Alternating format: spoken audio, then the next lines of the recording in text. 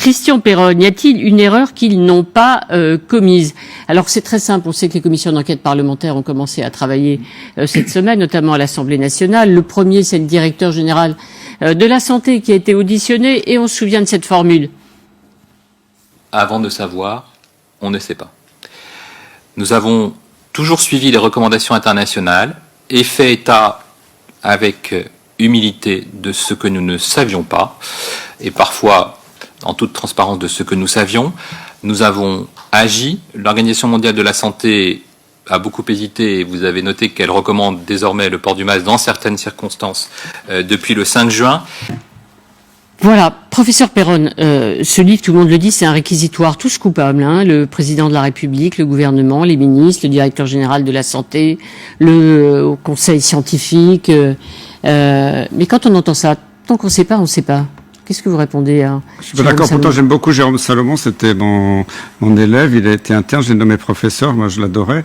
Et j'avais toute confiance. Vous l'aimez moins, visiblement. Quand on lit le livre, on a compris qu'il a fauté. Ouais. Il a peut-être été pris dans un système. Je peux pas le juger là, parce que, mais, à la limite, il aurait peut-être dû démissionner s'il avait pas les mains libres. Mais ça, je peux pas juger aujourd'hui. J'en reparlerai avec lui tranquillement. Mais, quand on dit qu'on pouvait pas savoir, quand même, Jérôme savait, puisque les masques, il avait participé à la suppression du stock de masques du temps de Marisol Touraine, ça date pas d'aujourd'hui. Il avait prévu le futur président Macron qu'on n'était pas prêt.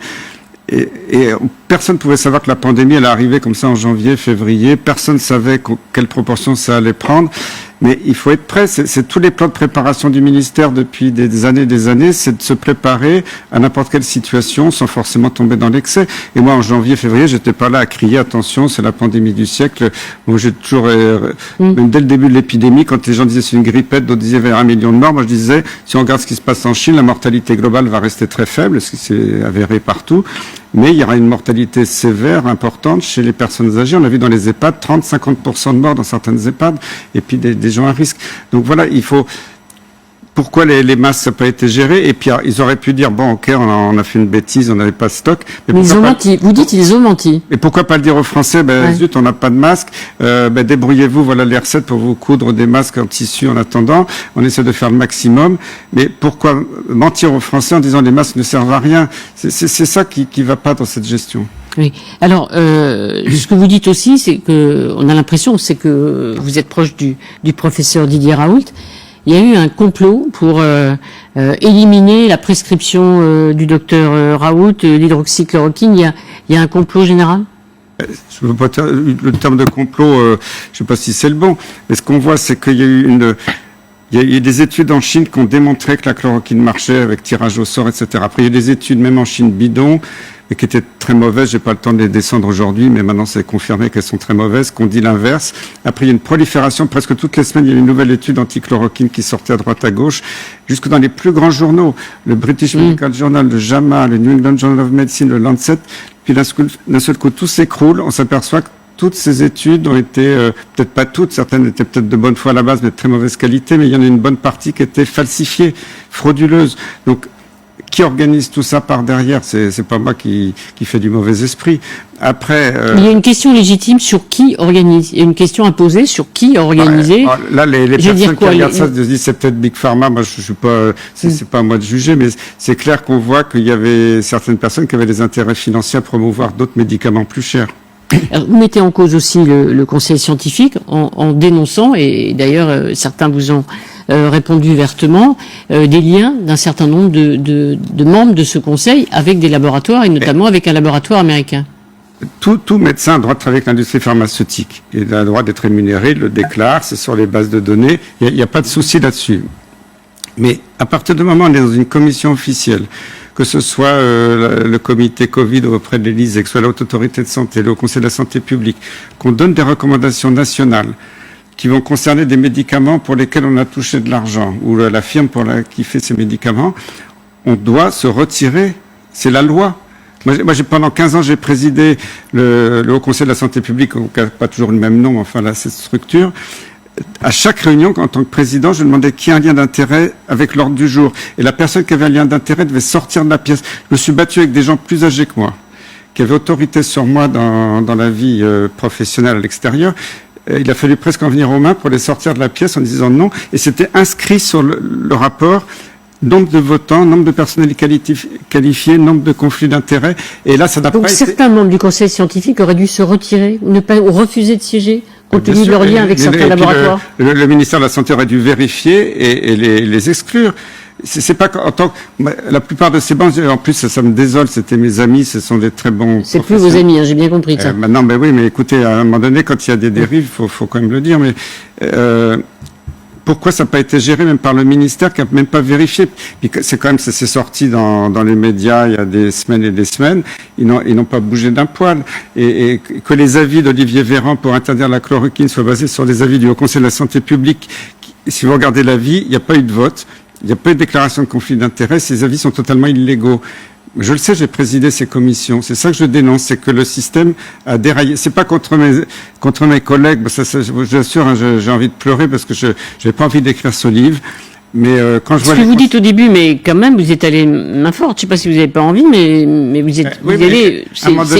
C'est du brutal, comme on dit. Oui. Il faut appeler un chat un chat. Oui. Si je suis allé dans les médias, vous vous souvenez, au début, pas tout au début, mais à un certain moment donné, j'y suis allé pour essayer de faire réfléchir les choses, faire comprendre aux autorités, à mes collègues, au gouvernement qu'il fallait modifier Quand j'ai vu que ça servait à rien, j'ai quitté les médias pendant 1 mois et demi parce que j'étais écœuré. C'est pour ça que j'ai écrit ce livre en disant de toute façon, je vais dans les médias, j'explique. Moi, j'ai une expérience, j'ai 15 ans de légitimité, j'ai géré des crises sanitaires avec plein de gouvernements. Ça déraille. Bon, après, j'avais l'impression entre guillemets, de pisser dans un violon. Je me suis retiré, j'ai écrit ce livre et c'est pas du tout agressif. Moi, c'est pas mon tempérament. Serge. Pour parler un tout petit peu de l'avenir immédiat, il y a un risque de deuxième vague ou pas de deuxième vague? Personne n'en sait rien, c'est pour ça que... ma question est motivée par le fait que l'OMS a annoncé hier que le record de cas reconnus, détectés, avait été battu hier dans le monde. Après, ça va redégringoler. Après, la deuxième vague, personne n'est capable de le dire. Donc, il y a ceux qui disent elle est certaine, d'autres peut-être. Moi, je pense que pour l'instant, on voit des petites vaguelettes de temps en temps. Je ne vais pas me prononcer dans un sens ou dans l'autre. Mais en janvier, février, vous m'auriez demandé comment va évoluer la pandémie. J'aurais dit, je n'en sais rien. Ce qu'il faut, c'est être prêt. Si la deuxième vague n'a pas lieu, tant mieux, on sera préparé. Puis voilà. Si elle a lieu, on sera prêt. Donc, il faut avoir des masques, des tests et des traitements. Et la France, je rappelle, est toujours le seul pays au monde qui interdit les traitements efficaces. Il faut lever ça en urgence. Le professeur Raoult va être entendu par cette commission d'enquête parlementaire. Il va bien? Qu'est-ce qu'il va leur dire? Vous lui parlez? On l'entend plus. Là, il fait plus de vidéos, donc on s'interroge. Raoult est même si quelquefois il a un côté un peu fantasque et puis tout le monde en blague un peu. C'est un sage et il a dit attendez, il n'a pas trop communiqué. Il a dit attendez, les données scientifiques donneront raison. Quand vous voyez que dans toute la France, chez les gens hospitalisés pour le Covid, il y a eu 20% de morts. À l'IHU de Marseille, c'était 3%. Voilà, il a les chiffres avec lui, il est serein et je pense qu'il va pouvoir montrer tout ça. Et en plus, il a fait une analyse internationale de toutes les données scientifiques qui vont largement en sa faveur. Et il va en dire, professeur Perron, il y a les commissions d'enquête parlementaires, il y a des gens aussi qui ont des centaines qui ont porté plainte. Vous espérez qu'il y aura des sanctions contre ces responsables, y compris la Cour de justice de la République vis-à-vis des ministres? Est-ce que vous attendez? Vous pensez que ce serait légitime? Moi, je suis pas un juge ni un censeur. Je voudrais que simplement, les Français, je suis d'accord avec l'intervenant précédent dans les théâtres. Les Français ont envie d'oublier, d'aller au théâtre et de tourner la page. Ils veulent tourner la page, moi aussi. Mais les Français ont envie de comprendre pour voir pourquoi ça a dysfonctionné. Et moi, c'est plus pour l'avenir que je fais ça.